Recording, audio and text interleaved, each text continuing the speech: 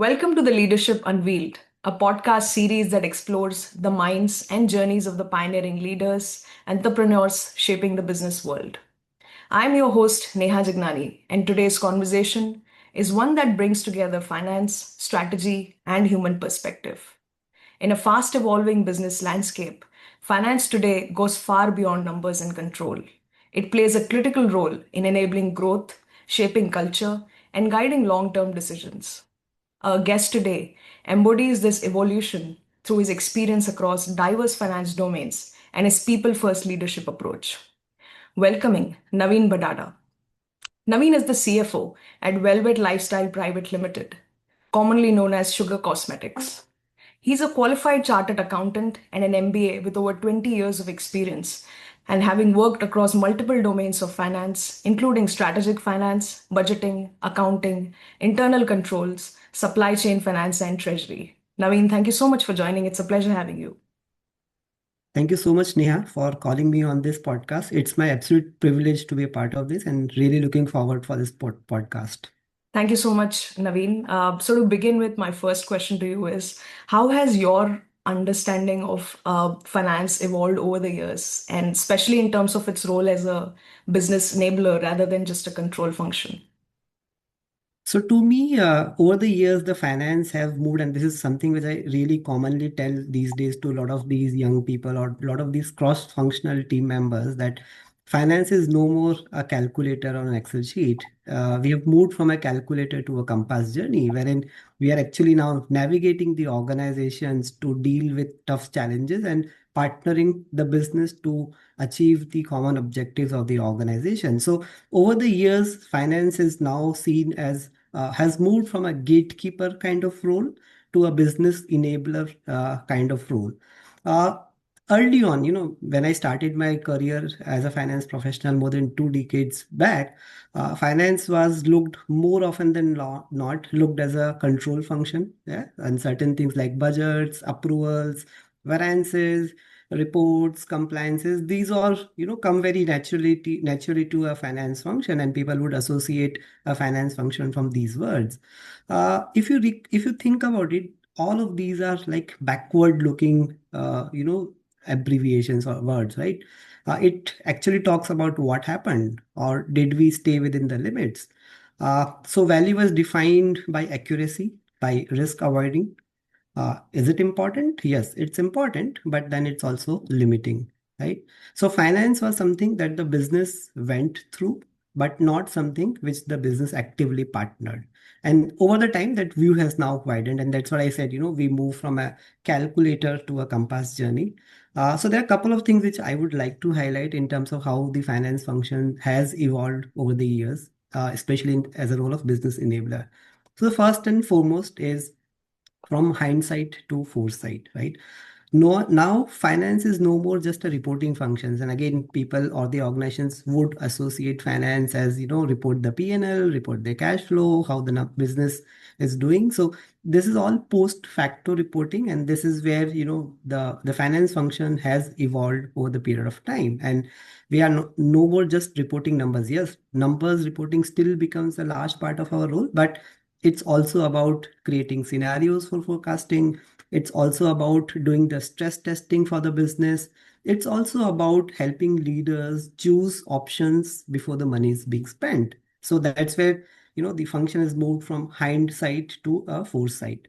The second part, which is again very important, is, we have moved from cost policing to a value creation, right?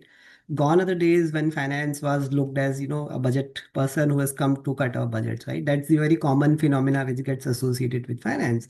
Nowadays, we are actually partnering with business to create values in the organization.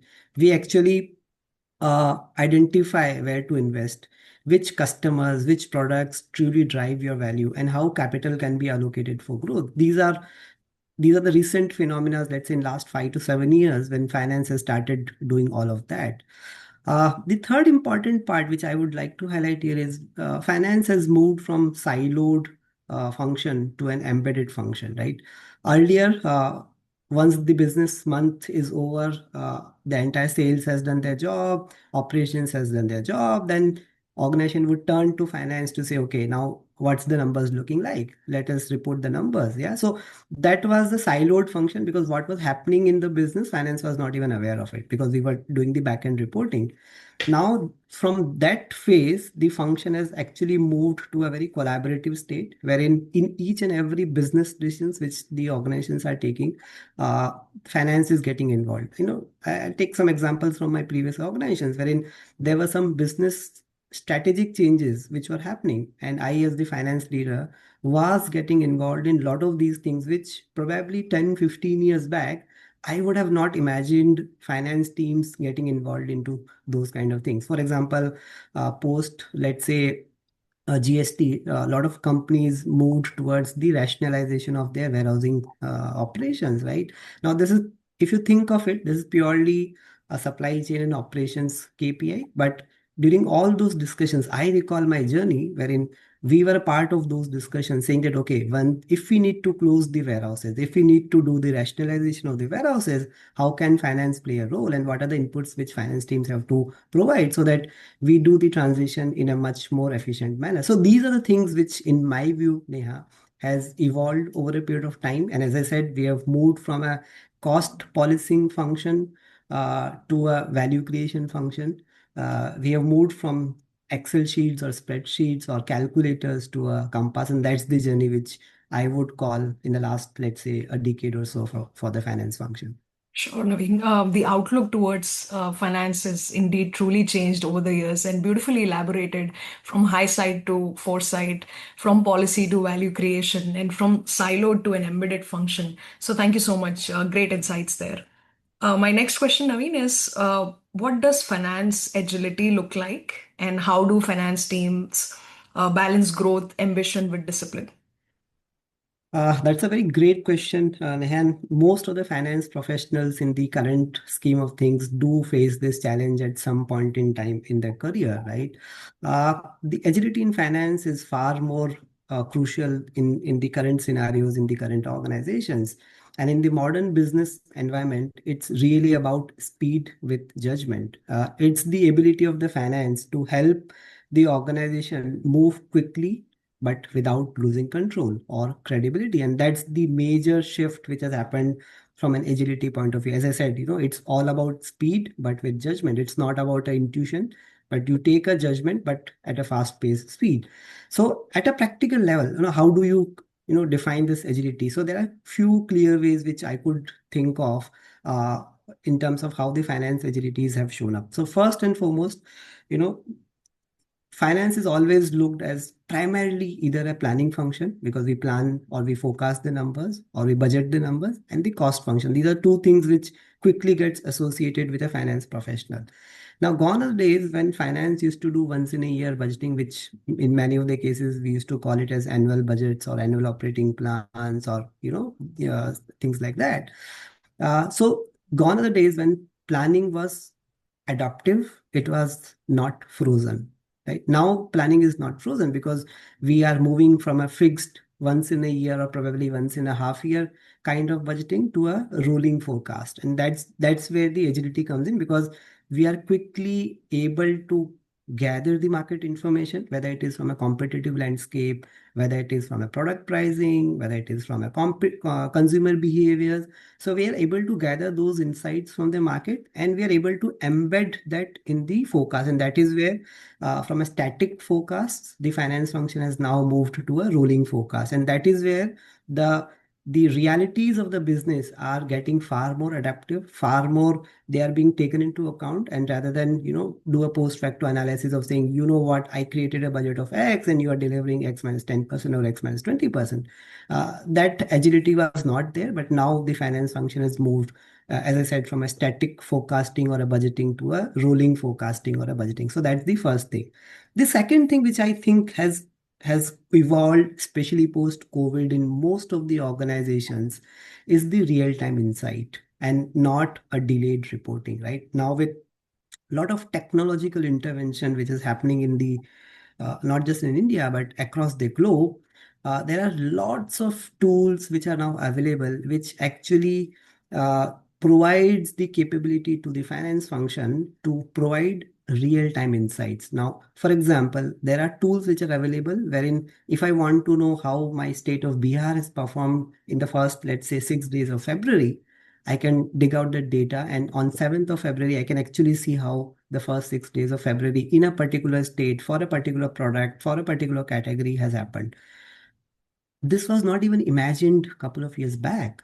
Finance, as I said, was always seen as a reporting function. The business was doing the sales, and post the month end is over, is where the finance used to be taken into consideration to see what the number or how the business looks like, right? So that's the second shift, that we have moved away from a delayed reporting to a real time reporting, which is where the business enabler or the value creation part also comes in, because that's where we are able to provide real insights with data to the business, to the organizations, to take a right cognizant calls. So that's the second shift, which in my view has happened from an agility point of view. The third, again, which probably is not feel very often, because still we live with that psycho concepts that, finance. So if you talk about finance function in an organization, people generally would be scared to reach out to finance, right? They would say, if you reach out to a CFO, he would only say no because he doesn't understand business, right? He doesn't know what's happening on the ground. That's the very common discussion which happens, right? Now the function has evolved to a stage wherein we provide clear guardrails instead of hard stops, right? So even if there is something which we can't do, instead of saying a no, we have adopted to a situation wherein we'll say, okay, if this needs to happen, there are certain guardrails which we need to follow, and if those guardrails are being followed, it's good to go from our side, right? So there is no more a hard stop from finance function, and again, it comes from the fact that we are far more agile, we are far more adaptive, we take into considerations the market reality, and then accordingly move, right? So these are certain things which in my view has clearly set the path towards the finance function being looked as a far more agile than what it used to be. My last closing comment on this particular section or the question would be that, you know uh, finance is also about discipline, because yes, we are the custodians of policies, we are the custodians of risk governance. We are supposed to, guide the organization to follow certain set of processes. So it's all about discipline, but discipline on how is fixed, but flexibility on what is what the finance function is now bringing in, right? So we still want the organization to follow discipline, and that is where I said discipline on how. So how you do is the process. So there is no second thought on, processes not to be adopted, right processes not to be followed, but there's a bit of flexibility on what to do. So Sure. that's where I think I would summarize this in this sentence, that, discipline on how and flexibility on what is where the function is now evolved over a period of time. Sure, definitely great takeaways, Naveen, from this input actually. It has become more dynamic than it being a static function altogether before. Basically, the rolling forecast is what you mentioned. Real-time insights is another takeaway. Then there is guardrails and no hard stops. Last but not the least, the discipline on how and the flexibility of what makes the real difference. So thank you so much for those insights. My next question to you is, in your experience, what are the biggest mindset shift organizations need to make before embarking on a finance transformation journey? Again, a great question, a very relevant question in the current scenarios. A lot of organizations are moving towards the transformation. More often than not, IT automations are misconceived as transformation. But having said that, there's a lot of technological intervention which is happening across the organizations, and finance, of course, is no more aloof to that. So it's also happening in the function of finance, which is where the finance transformation is happening. Now, as per my experience of more than 2 decades, the hardest part of finance transformation is not about systems or not about the organizational charts, but it's about the mindset, right?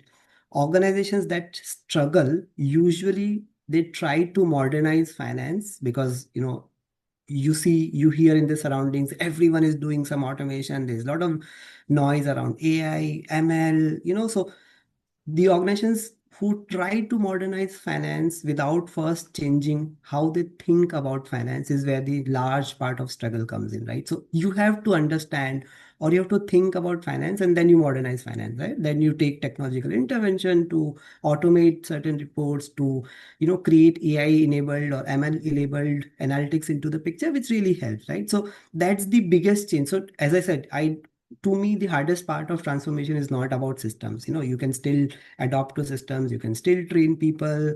It's not about hierarchies, it's not about org charts, but it's about the mindset, because that's where the make or break of the function of the transformation journey happens, right?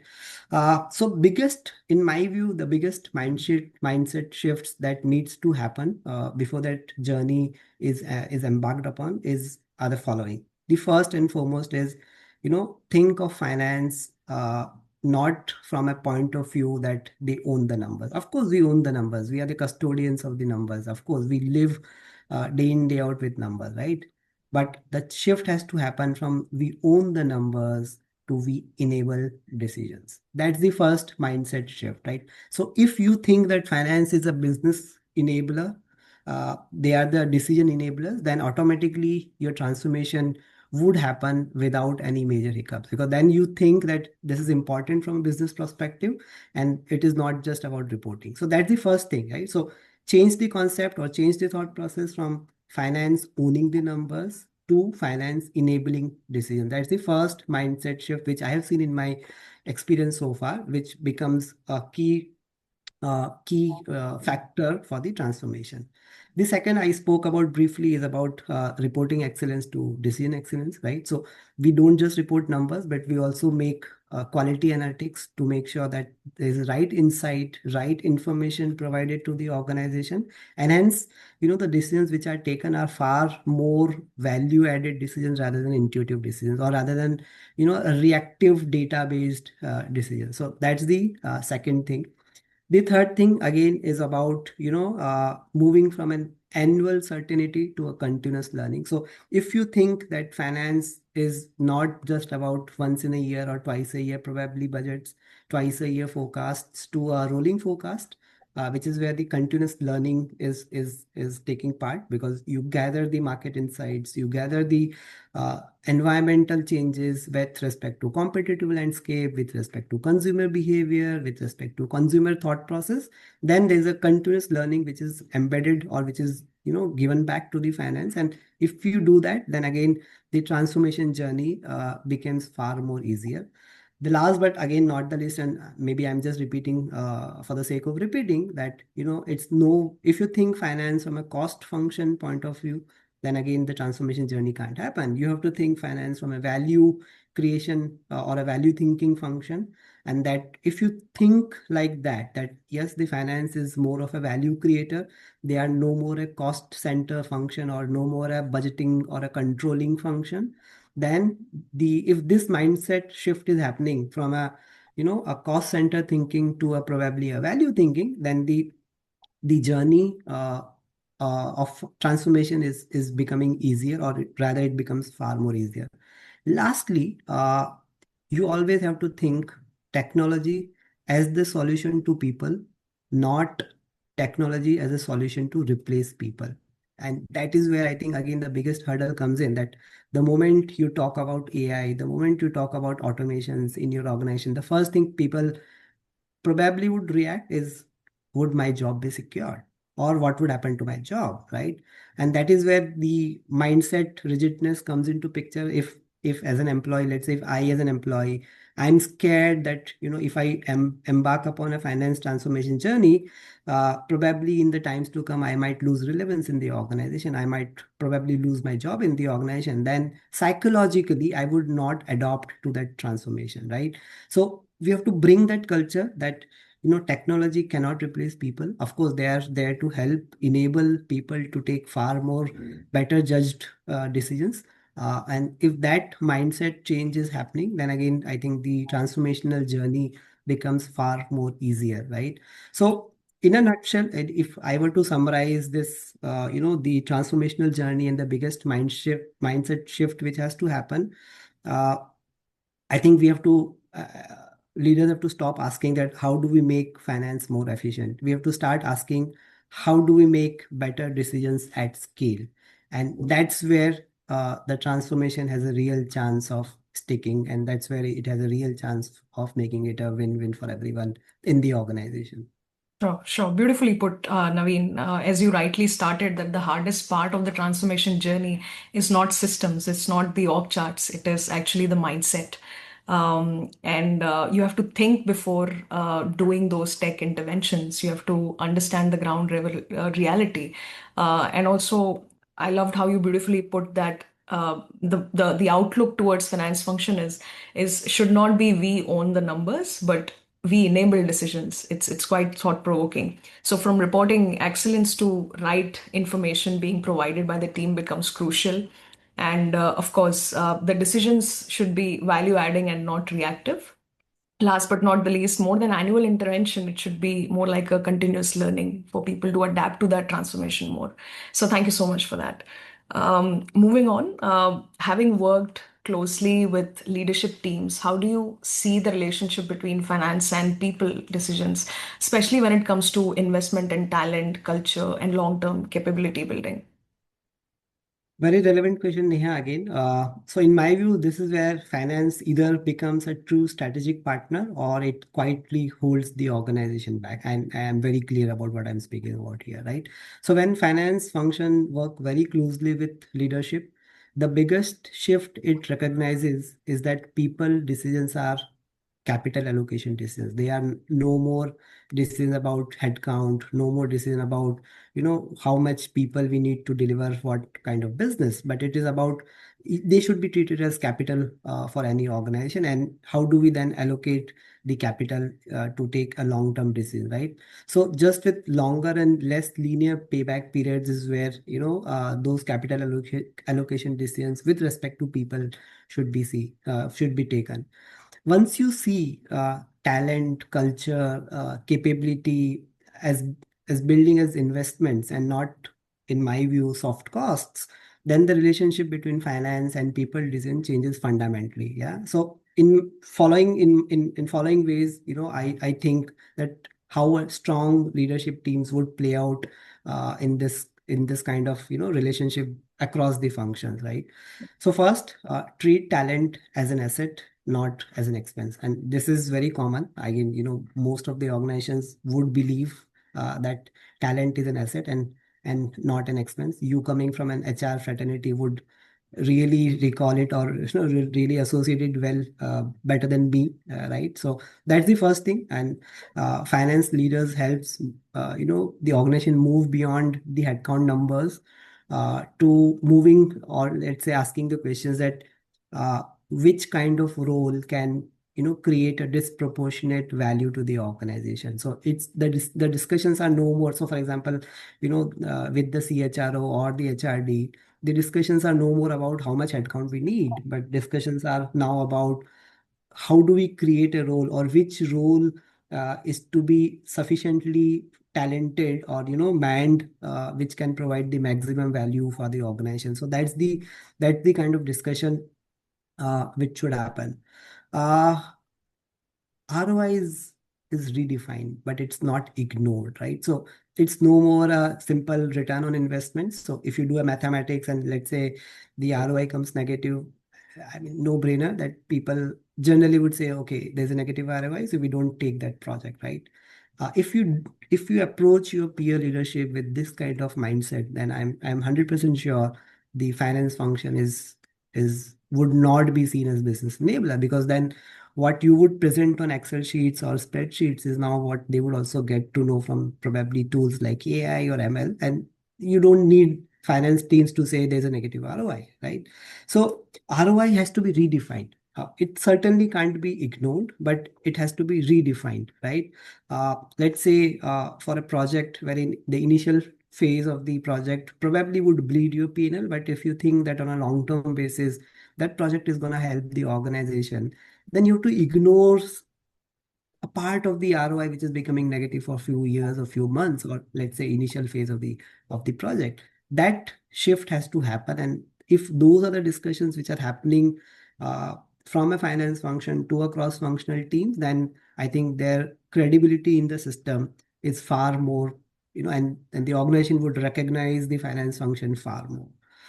The third thing which I truly believe and truly, I'm a big advocate of this thing is that, you have to balance your short-term efficiency with a long-term resilience, right? Don't take decisions which are short-term. Of course, at times you need to create some short-term gains, but try to balance those decisions with long-term resilience, right? In my experience, leadership team often feel pressure to cut people costs quickly. So the moment you have a pressure on the P&L, the easiest part is, reduce the headcount, right? And which is what we would have seen probably in post-COVID era, because that's where we see a lot of layoffs, a lot of people moving away from their jobs, and that's the easiest part. Cut people and reduce your cost quickly. But in my view, finance adds value by modeling a second order, which means that how do we prevent loss of institutional knowledge, because with people there's certain set of knowledge which is also bound to go, right? So how do we prevent that loss of institutional knowledge? How do we how do we invest in, as I said, roles which can provide more value additions? And that's where I think you have to start thinking from a short-term pain vis-a-vis a long-term gain, right? At times it's okay to take short-term pains to take long-term gains, and that's where the discussions should happen. The fourth thing, which in my view should happen, is the culture becomes a risk and a value lens, right? So what it means, though, it means that in finance, increasingly factors culture into risk discussion. So, for example, when the discussions are happening, let's say if there's a recruitment which has to happen in a finance function, so the discussions with the HR partner are no more about, give me the job description, give me the qualification, give me the experience, give me a salary range, and we will hire for you. No, these are basic things which of course remains there. But apart from that, now the discussions are also happening that, you select a candidate which can be more culturally fit, which can probably absorb more pressure, which can probably adapt to the environment, which can probably adapt to the kind of cross-functional stakeholders which he or she would be working with. Yeah? So these are the kind of discussions which are now happening, which probably, again, maybe 10 years back, it never used to happen. It was like, you provide us the JD, we'll source for you, or we'll get a hire for you. And that is where the shift again is happening. Uh, Last but certainly not the least, Neha, trust changes the entire conversation in my view, right? When finance is trusted, people leaders are more open about trade-offs and uncertainty. And that is, I have seen personally in my career, the moment you are seen as a trusted partner in the organization, your people partner, and this is more specifically from an HR lens, yeah, they would be more open about trade-offs. They would be more open about uncertainty, and that honest discussions would lead to a better decisions. That's what my belief is, and that's what I would urge the finance functions to move in that direction. Sure. Naveen beautifully started by saying people should be treated as capital more than cost. It is actually the investment, treating talent as an asset and not an expense, as you rightly said. It goes beyond the headcount, and the focus should be on how and what things are going to add value to the business. The focus is not just the ROI now, it is more futuristic. What is not working currently may work tomorrow. So that finance department actually enables the decisions in those manner. Also, you mentioned balancing the short term efficiency with the long term resilience, which is truly thought provoking. Last but not the least, culture and trust plays a critical role in any function, and that's how finance and people actually can go hand in hand. So thank you so much, Naveen. So, Naveen, now we're going to switch gears and move to this quick rapid fire round. This is just to get to know you a little better, a different side of you. So are you ready? Oh yeah, it's a bit surprising for me, but yeah. Sure. Then let's begin. One finance principle you live by. Cash is real, profit is unreal. So I always believe cash is king. So yeah, that's Sure. my principle. A habit that keeps you productive. So when I end my day, I actually see my calendar for next day, and that is where I prepare. I generally don't miss any meetings, and I prepare for what's coming up the next day for me. So that's one habit which I've from day one of my career, I have kept it, and thankfully it helped me a lot so far. Wonderful. Early career advice that stayed with you. Sense of ownership, yeah, that's the advice which I'll give to the young minds, that if you do a role and do a role with a sense of ownership, then your learning is disproportionately high and your output to the organization is disproportionately high. So do take a sense of ownership and take ownership of what you do and how you do. Sure, beautiful. One misconception that people have about CFOs. I think I covered in the podcast that we are not a function wherein we will say no to everything. Probably we would try to say how can you do things better. Of course, cost would be a factor, but it's not about no, but it's about how can we do this better. Sure. Numbers or intuition, what do you rely on more?